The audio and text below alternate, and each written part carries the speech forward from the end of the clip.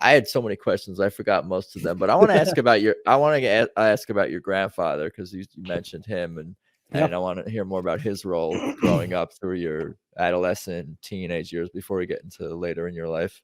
Yeah, I appreciate that. It was my mother's father, who I called Pa. I had Pa and Granny, and again, these were good West Virginia redneck folk. My Pa was raised kind of going out at the end of the Great Depression, definitely raised by people that lived through it. And so both he and Granny had a lot of instincts and things just about being conservative and saving, and not politically conservative, just in life. Just, we don't have a lot of money. You don't know if things are going to hit the fan, and you got to be ready. But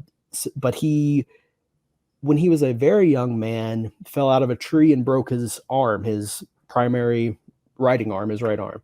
And it, again, given the time, they didn't have the medicine to fix it. So it just kind of healed back in a fist like this, and the arm itself just deteriorated as far as the muscle, just atrophied. But that never stopped him. All he could do with that hand was move this thumb, and he was still the best hunter I've ever seen. He was still able to do better than my brother and I. He was able to drive four-wheelers, to continue. He worked on the railroad his whole career. None of that ever stopped him.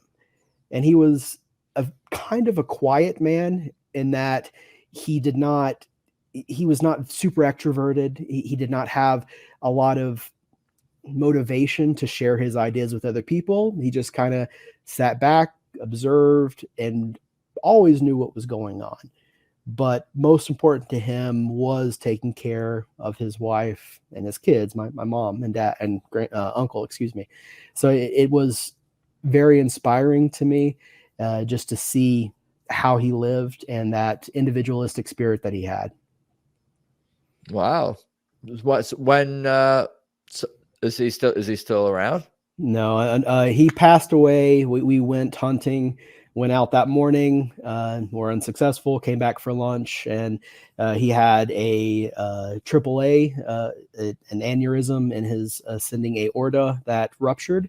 It was something that he knew about for a long time, chose not to have treated, and refused treatment after it occurred, because he felt very strongly that when it was his time, it was his time. And my grandmother had passed away the year before, so I'm sure that contributed to things. But yeah, that was the end. No, I'm sorry to hear that. When was that? It was 2006, 2005. Oh, okay. Well, okay. It's Well, been wow. quite a while at this time. Yeah, it was still when I was in high school. Gotcha. That's cool that you were. It sounds like you were pretty close with him. You and your siblings were fairly close with your grandfather. And I can tell you the reason beyond that is they took care of me when my mom had to go back to work very soon after that I was born. So they took care of me 24/7, basically until they got off work. And then after I got a little older, that's where I stayed all during the summers when school wasn't in session. And so I spent a lot of my formative years around those two people, and I couldn't be more grateful. Your grandpa would love that you're mayor, huh? Oh yeah, I so much. My dad even, probably 2 times a month at least, he just brings it up and is like, I can't believe it. I'm so proud of you. And I'm like, oh, thanks, Dad. Paw, how you just call him Paw, Paw. PAW, PAU, PA, PA. or PAW. There's, when I was growing up, I Okay. did it lots of different ways.